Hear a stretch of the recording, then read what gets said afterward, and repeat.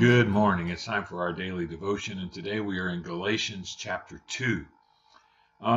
Galatians started yesterday with Paul giving a very stern correction to the Galatians, saying that you have been bewitched, you've been persuaded to go back on the message of grace, that you are saved by faith and faith alone. Now, chapter 2.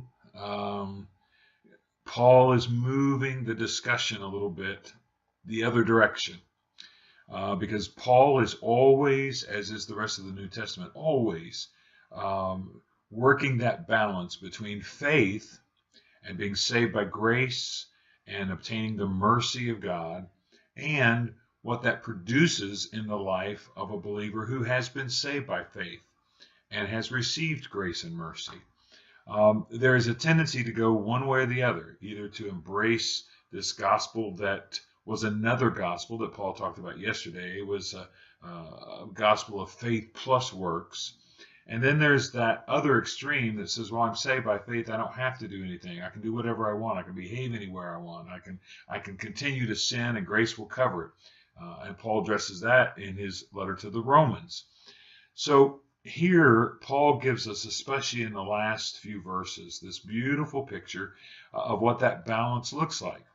The balance is that I am saved completely, totally, 100% by faith, which produces grace and mercy and forgiveness in my life. However, when that happens, Paul says, something else happens. What happens is Christ comes to live in me, and he comes to live through me, so that now the things I do are not the things that I would do in the flesh or do to work my way or to merit my way into God's favor, but they are the things that I do spontaneously and normally and naturally as a byproduct of the fact that I have been saved by faith alone, but Jesus came to live in me and through me to produce good works. And here's how he says it. I have been crucified with Christ, and it is no longer I who live, but Christ lives in me. And the life which I now live in the flesh, I live by faith in the Son of God who loved me and delivered himself up for me. I do not nullify the grace of God, for if righteousness comes through the law, then Christ died needlessly. In other words, righteousness now doesn't come through the law, doesn't come through my own attempts in the flesh to live out the law or to keep the law or to do the rules and regulations.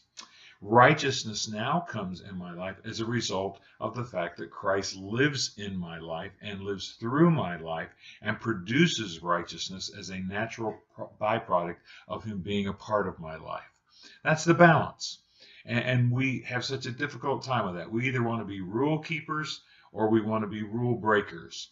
And the truth is that what God has called us to be is those who participate in the grace of God and are saved by faith, and then watch that faith work itself out in our lives.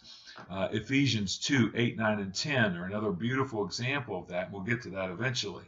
But he says we are saved by grace through faith, not of works, lest any man should boast. But then verse 10 says, for we are his workmanship, created in Christ Jesus unto good works. What does that mean? That means it is the faith that saves us, and saving us produces righteousness in our life. That's the balance. That's the beauty. That's the gospel. So today as you go forth, let Jesus live in you and through you to do the works of the kingdom. And make it a great day. I'll see you tomorrow.